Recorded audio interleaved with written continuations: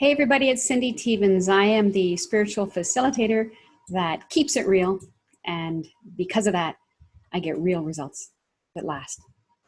And I am creator of the Ego to Enlightenment Workshop, now running on Facebook as a group, and also these live broadcasts. And I am doing this on a daily basis. I am answering questions up to 4 questions in 40 minutes or less. That's the goal. And we have a fabulous group of awesome people. I encourage you to join us. If you haven't joined us, you can join us at egoworkshop.com, egoworkshop.com. And now I'm just going to go over and check out who we have hanging about. You're welcome to ask questions live here. The subject I'm going to cover today, though, and you can ask questions around this subject, or you can ask questions off this subject if you would like. Anything that has anything to do with from anywhere ego to enlightenment. Okay? Anywhere from ego to enlightenment. It's a wide, wide subject. But right now I'm going to address resistance. Resistance to what? Resistance to what is. And this is a pretty hot topic. A lot of people are starting to recognize that resisting what is painful, but it's also pointless. You can resist it all you want, and it won't change what is. This mental inner resistance is completely pointless. But what I say is, of course, we're not actually resisting what is. You can't resist what is. I mean, what is what is. But what we're resisting is our story about what is, and we don't like our story.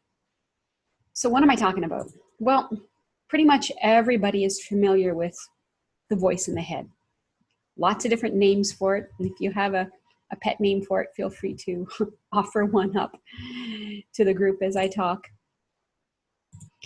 There's itty bitty committee, there's my mother, there's my father, there's my sister, and we might even give them part names for ourselves, thinking that they're a part of us or something. But really, all this is thought. All this is this voice in the head is thought and thinking. And so most people realize that there is a voice in the head at some point in their life. They might realize there's a voice that they don't like. We call it a voice sometimes. But what we don't realize is that's not all. It's not just a voice, okay? It's memories, images, moving pictures, thoughts, feelings, tastes. I could start talking to you about cracking open a jar of pickles and inhaling that freshness and stabbing a fork in and hearing the crunch, seeing it drip and taking a bite out. And you might find your mouth watering right now. But is there a pickle? There's no pickle. No pickle, right? So, but there's a response. There's a physiological response. And what is there? You have a movie in the mind. You have an imaginary pickle. And the body responds to these movies, just like to the pickle itself. And when we don't realize this, that A, there is a movie in the mind, and it includes thoughts, and it includes pictures and images and stories and tastes and smells. And B, it's not happening, okay? That's called unconsciousness. We confuse the mind, the movie in the mind, for what is, because we have a physiological response, perhaps. The body is responding, and so we think it's real. A story comes up, he hurt me, he offended me, and we get offended. We feel offended, and we think it's real because we're feeling it. But what we're feeling is the movie in the mind. We're not feeling the reality.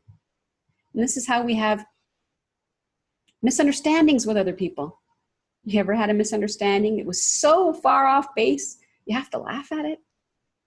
So our understandings are all off base. Or our misunderstandings are all off base, because our understanding is the movie in the mind. What we're understanding is the movie, and the movie is not the reality. So you're going to hear me speak a lot in this workshop about the movie and the mind and how important it is to recognize that you have one. Hey, Penny, thanks for joining.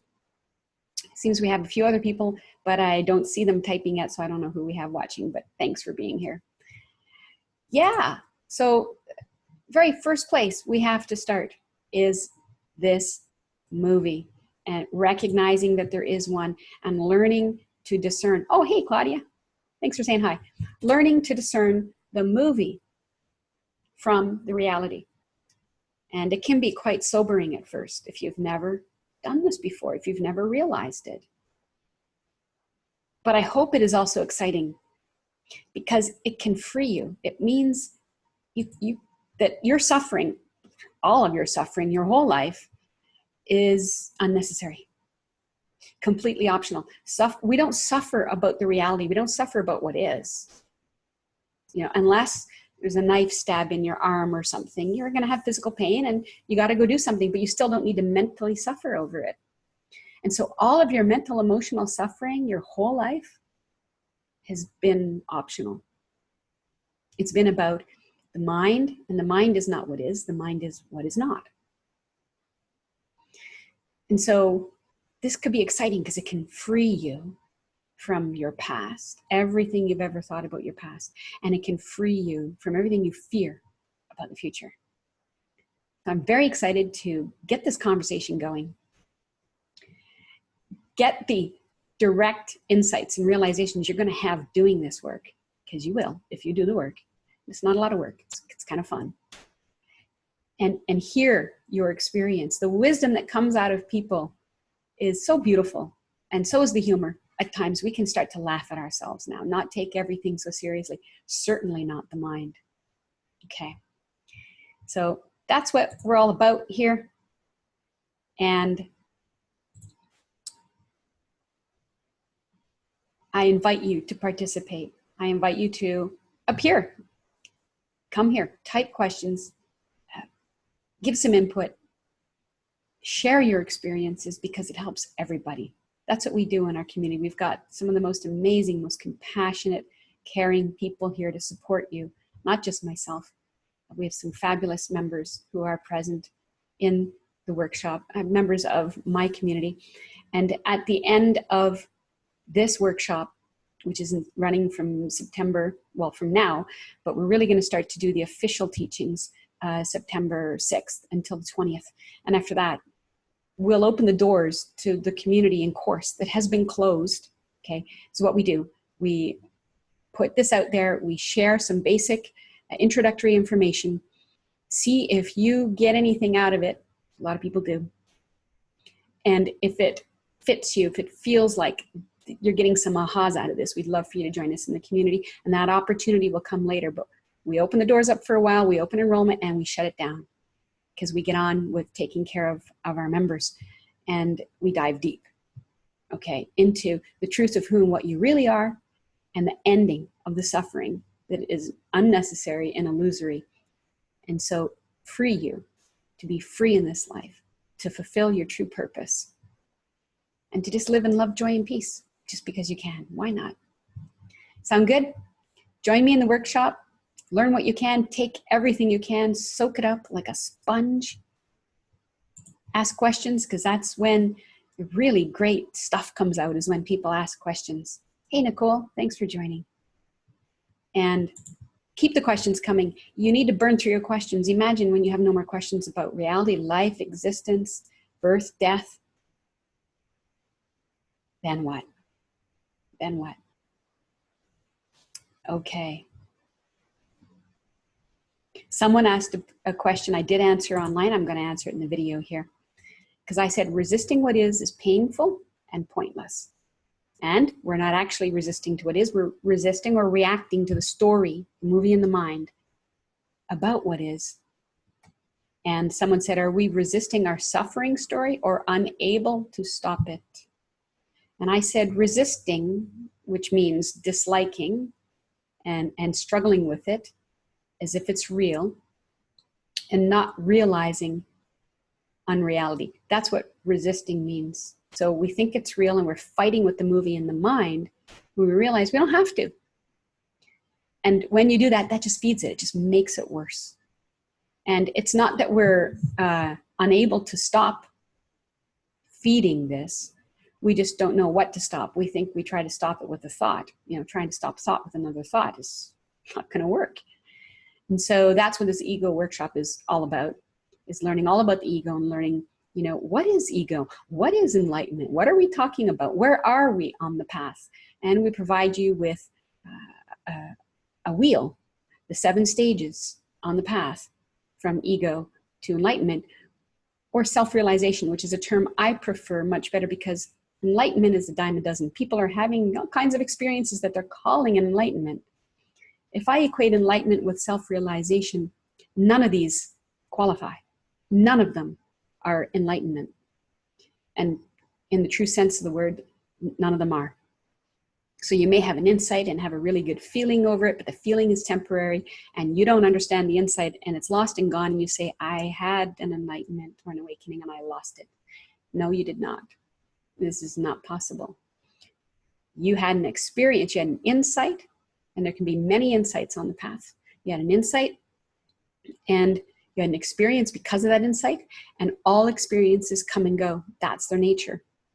Otherwise, you would never have another experience. An experience would come in and that would be it. And that's all you have, nothing else. And that's not the nature of experiences. They come and go. So don't hold on to an experience and thinking that was it. They can be beautiful and blissful and delightful and we love them. But it's sort of like, you know, if you had a stick of fireworks and you wanted the fireworks to go off and you kept complaining, well, I've got this fireworks, why isn't it going off? You're missing the cause. You're missing the truth, the true cause, the wick. The wick isn't sexy, but without the wick, no fireworks, right? So we overlook the wick. We overlook the insight. We overlook the truth because we're enamored with the fireworks. And the fireworks will come and go. They're temporary. They're not permanent. The truth is permanent. Never comes, never goes. Can't be found, can't be lost, can only be realized. Okay. I dove into that and didn't know it was going to happen, but that's how it always goes. So anybody here live? Any questions on what I just said? I said a lot, I know.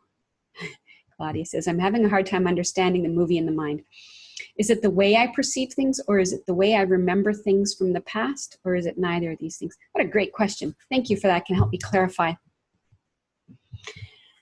So it's not a way that you perceive things, and it's not a way that you remember things. Let me explain it this way. Say I tell you that your stove is hot. Okay, now you have a story, maybe an image in your mind. My stove is hot. An image, it might even be a moving image. And you might have some fear because your stove is hot. Because you have the image. But you don't know the truth. The image in the mind, the movie in the mind, the story in the mind is not the reality. How would you know directly in your own direct experience whether or not it's true? Whether or not the stove is actually hot? Sitting there thinking about it, imagining it, getting scared is not going to cut it, right? So what you're actually, how would you know? Well, you'd go and have a direct experience of the stove, wouldn't you? You go and touch it maybe, or hover over it, or look for the light or something real that would indicate it's hot. Splatter some water on it, see a sizzling. You need a direct experience, and a direct experience is not a thought. Do you see that? Heat is not a thought. You can have the thought heat. It comes after the direct knowing of heat. You have the direct knowing first, and then you have thought, which is an echo. And so what is what you're actually seeing, hearing, touching, tasting, smelling, sensing. What is not is a movie in the mind. Okay, so now that you know the difference, you can start pay attention to what is compared to, so what is what you're sensing compared to what you're thinking, what you're seeing in the mind. You know, I could ask you, can you think of a pink elephant? Bang, you could have a pink elephant. Is there really a pink elephant? No, right? But you see a pink elephant. Where in the movie in the mind? Okay. So with relationships, this is where it really can go haywire. Somebody says something like, you cut your hair. In the mind, you go, oh my God, they hate my hair. They never like anything. Okay. Full stop. What was said was, what was actually heard, what was actually sensed, you cut your hair. Full stop, period, that's it. And that doesn't hurt. Now, the story about they hate my hair and they never like anything, oh, this is gonna hurt, right? And you can work yourself up into a real big froth here. So that's some of the ways I try to explain and point out the difference. And most people, like I said, don't even know there are movies in the mind and they are running. Everybody has them running. The question is, do you know the difference? Can you discern between the movie and the reality? Okay. Does that help, Claudia? That's a great question. Thank you. Let me know. Just a quick yes or no. If you have more questions, you can type a Q there and I'll know you got one coming. Okay, and I'll wait. And if I don't see that, then I will wrap it up for today. Because I have no more questions. And we will get on with the rest of the community. Okay, nothing seen so far. Okay, good. Then what I urge you to do until next time, I'm going to be publishing a schedule soon. So you'll know when the next time will be. We're going to put a schedule up of when I'm going to be on so that you know. And you can either ask questions ahead of time or during or after. Okay. And until next time, keep it real and enjoy yourself, you know, just because you can. No other reason needed. All right. Thanks for joining me.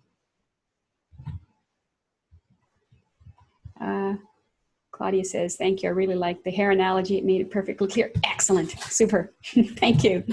Keep it real. See you next time. Bye for now.